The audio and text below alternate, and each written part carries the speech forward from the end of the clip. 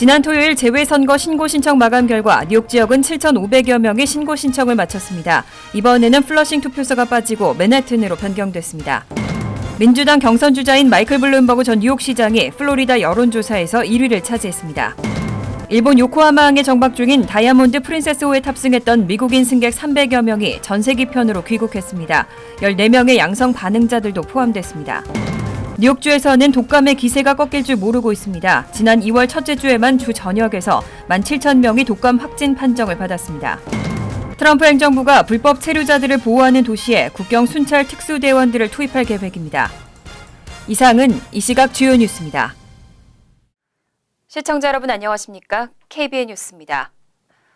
지난 토요일 마감된 재외선거 신고 신청 마감 결과가 나왔습니다. 뉴욕 지역은 7,500여 명이 신고 신청을 마쳤습니다. 4년 전보다 18.9% 늘어난 수치입니다.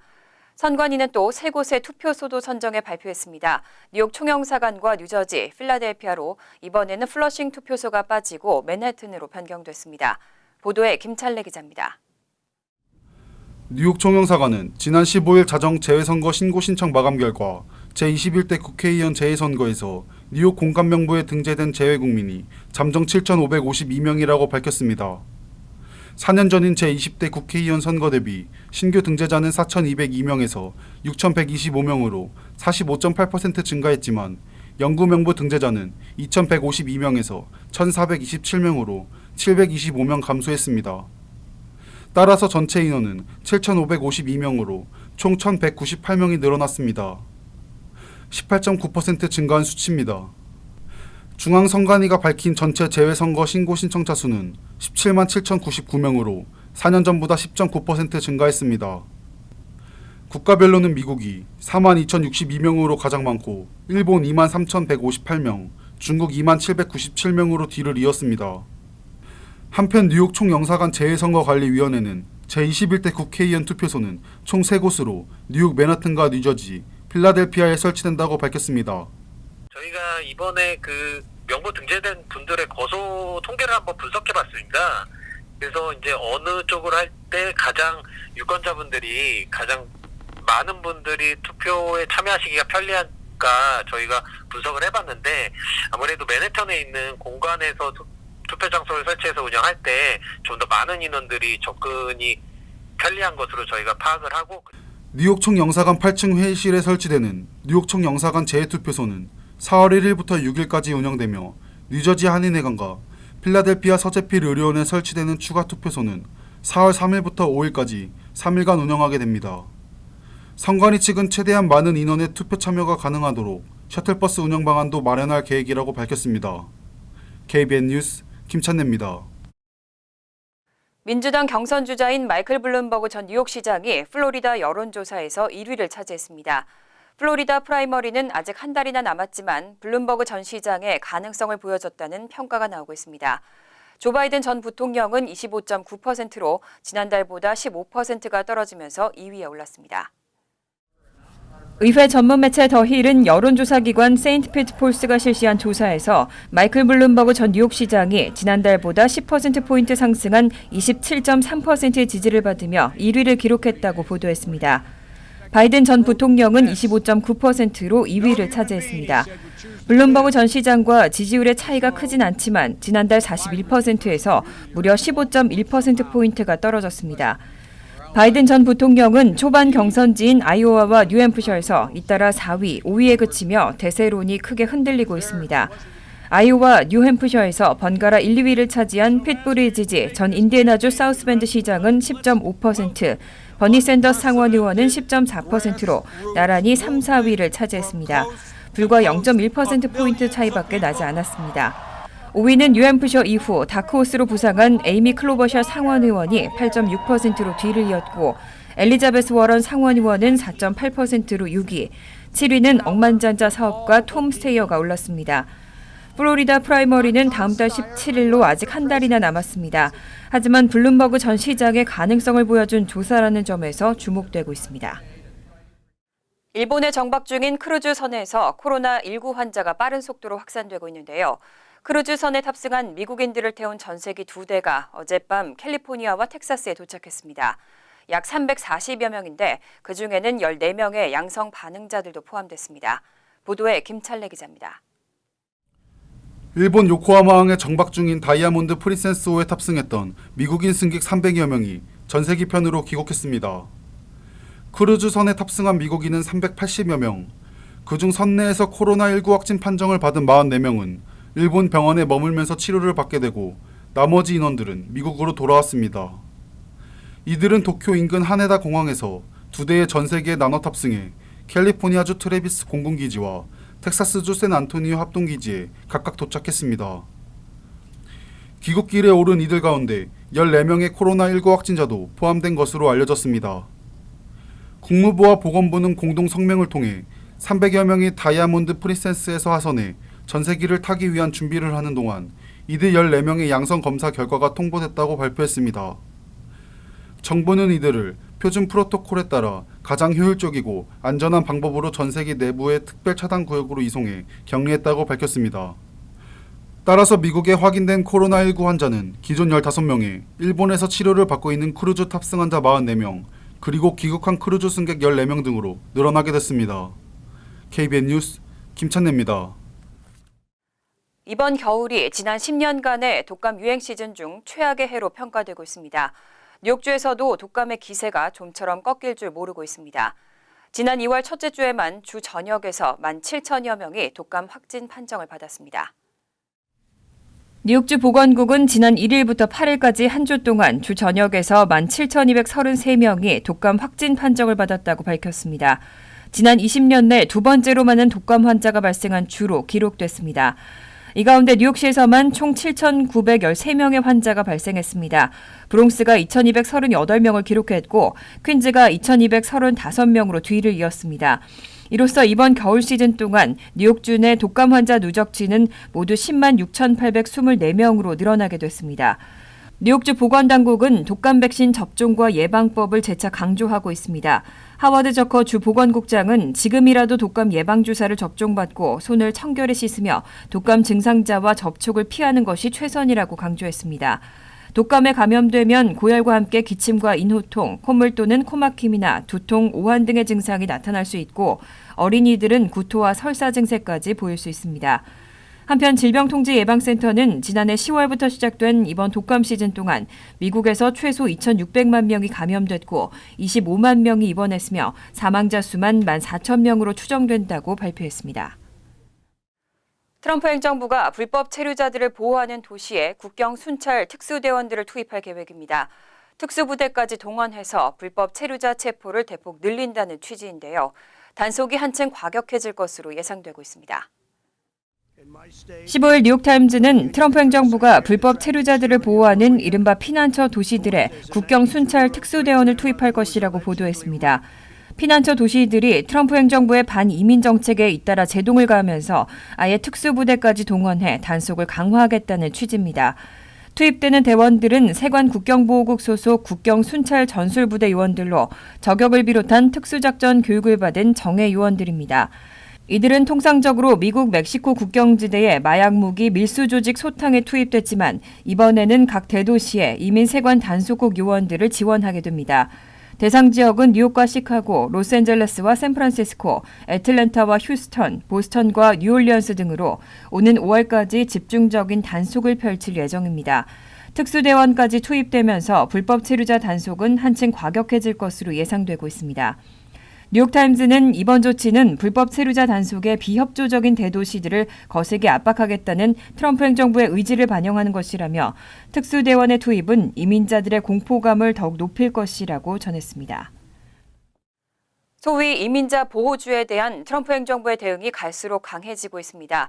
연방상원공화당은 서류 미비 이민자들에게 운전 면허증을 발급해주는 주를 대상으로 법무부의 예산 지원을 중단하는 내용의 법안을 추진하고 있습니다. 연방정부의 이민 단속에 비협조할 경우 강력한 제재를 가하겠다는 방침입니다. 보수계 시사 잡지 내셔널 리뷰는 지난 10일 마샤 블랙번 연방 상원 의원이 기자회견을 열고 불체자 운전면허 제공 금지 법안을 상정할 계획을 밝혔다고 보도했습니다. 불체자 운전면허 제공 금지 법안은 서류 미비 이민자들에게 운전면허증을 제공하는 주들의 로컬 사법기관에게는 연방정부의 지원금 지급을 중단하겠다는 내용을 담고 있습니다. 블랙번 상원 의원은 이민자 보호도시들이 연방 이민법을 어기고 있다고 비난하고 9.11 테러 이후 제정돼 올 10월부터 시행될 리얼 아이디의 도입을 칭찬했습니다. 해당 법안은 케빈 크레머, 톰 코튼, 조지 에르츠, 켈리 로펠러 등 다수의 공화당 연방 상원 의원들이 공동 발의자로 나섰습니다. 트럼프 행정부가 대선을 앞두고 중산층을 대상으로 한 추가 감세를 추진하고 있습니다. 중산층 감세안은 오는 9월까지 공개될 예정입니다. 주식 투자에 대해서 세제 인센티브를 부여하는 방안도 검토되고 있습니다.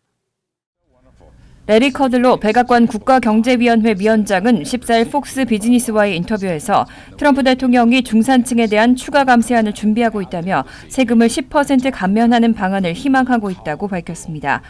트럼프 감세안 2.0으로 불리는 이 계획은 중산층의 세율 인하와 주식 투자에 대한 세제 혜택 등이 고려되고 있는데 구체적인 내용은 아직 공개되지 않았습니다. 현재 소득세율은 10에서 37%로 소득 구간에 따라 7단계로 나뉘어 적용되고 있습니다.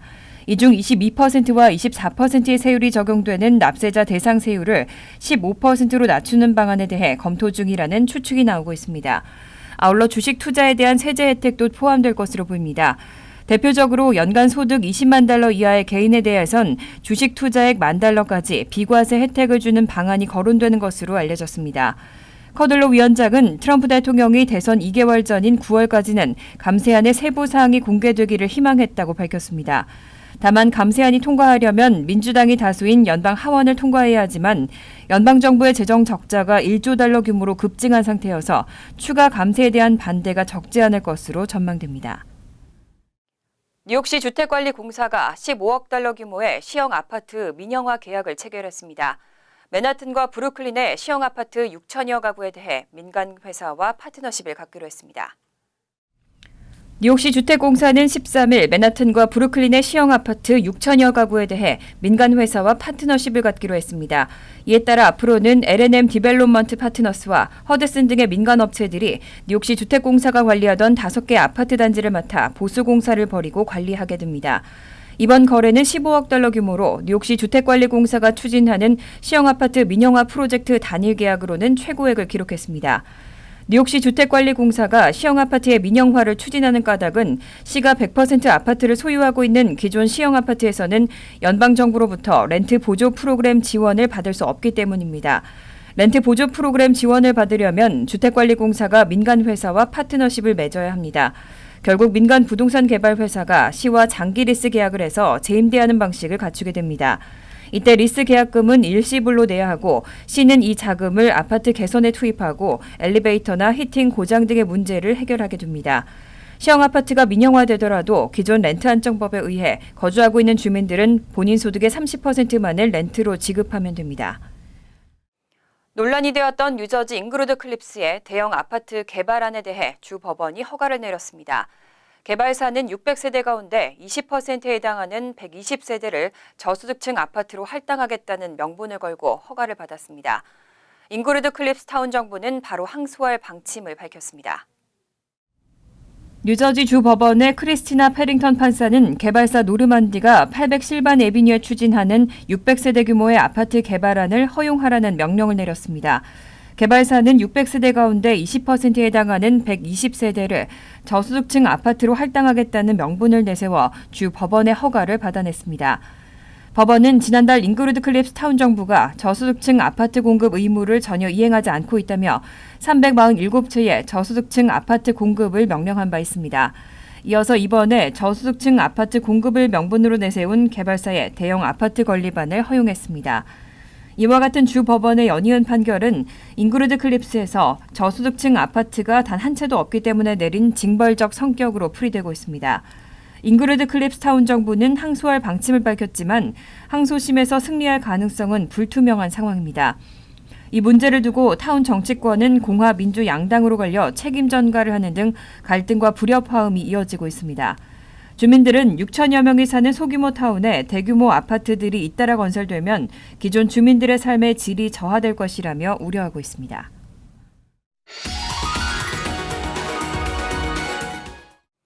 이어서 LA 지역 한인사회 소식입니다. 오는 24일부터 영주권이나 이민비자를 신청하는 이민자들을 대상으로 연방정부의 확장된 공적부조법이 발효됩니다. 푸드스탬프나 메디케이드 등의 정부 혜택을 받은 경우에는 이민 신청이 거부될 수 있습니다.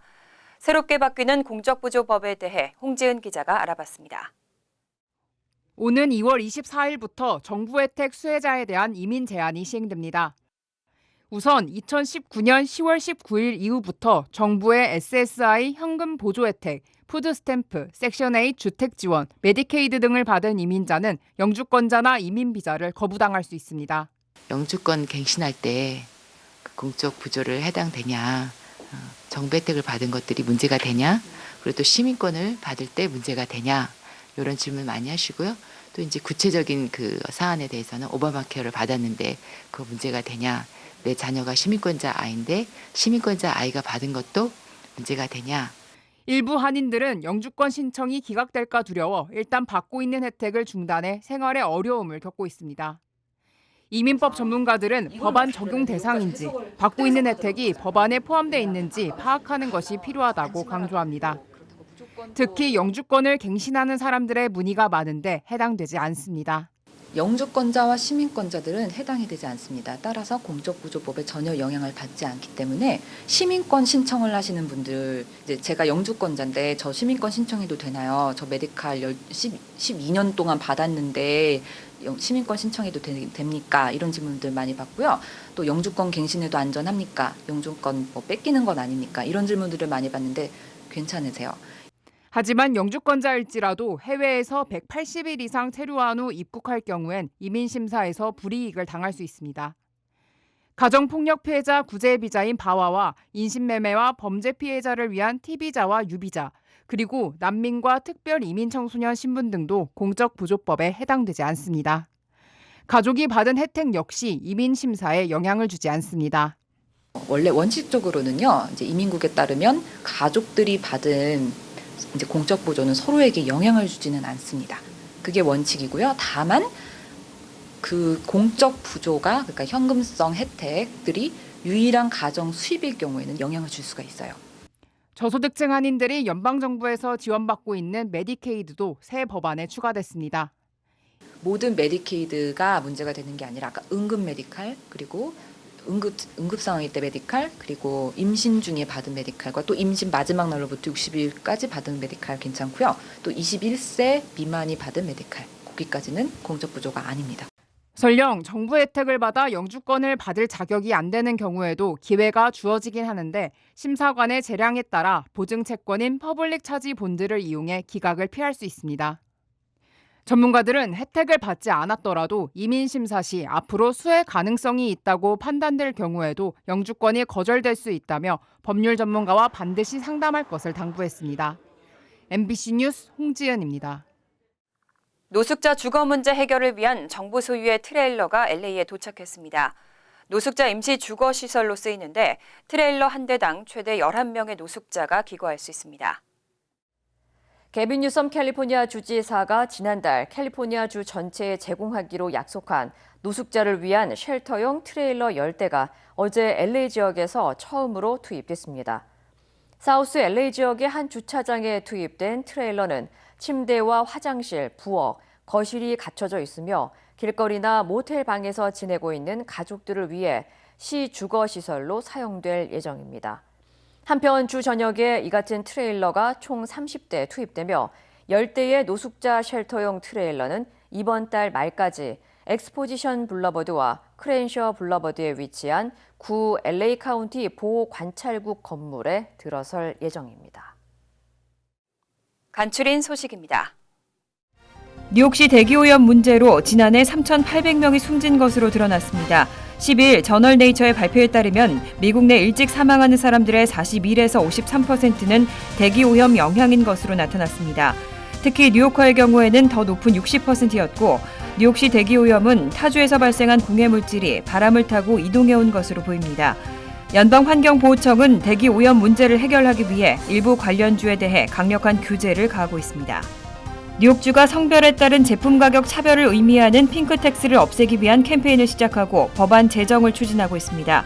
14일 앤드류 쿠오모 뉴욕 주지사는 보도자료를 내고 핑크택스를 없애기 위한 주정부의 각종 정책과 방안, 법제화 계획을 공개했습니다. 가격차별 금지 법제화를 위해서 특정 서비스 제공업체에 서비스 가격표를 게시하도록 하고 이를 위반할 시 처벌을 받게 하는 내용 등이 포함됐습니다. 뉴저지주 의회가 뉴저지주에 이민 와서 정착한 드리머를 포함한 일부 서류미비 이민자들에게 전문 취업 라이선스 취득을 허가하는 법안 추진을 가속화하고 있습니다. 13일 뉴저지주 상원 상공위원회가 관련 법안을 찬성 5표, 반대 0표로 통과시켰습니다.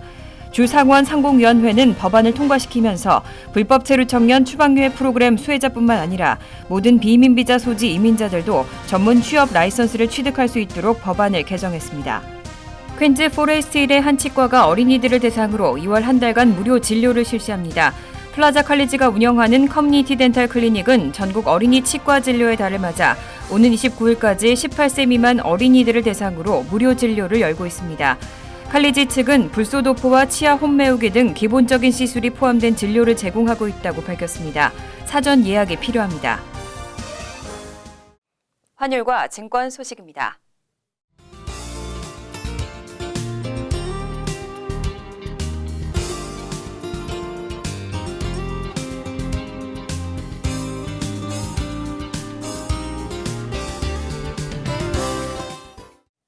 이어서 날씨입니다. 화요일은 흐린 가운데 때때로 비가 내리겠습니다. 낮 최고 기온은 50도, 섭씨 10도, 밤 최저 기온은 37도, 섭씨 3도로 예상됩니다. 수요일은 대체로 화창하겠습니다. 목요일은 화창하지만 기온이 내려가고 춥겠습니다. 이상으로 KBN 뉴스를 마칩니다. KBN과 함께 즐거운 저녁 되시기 바랍니다.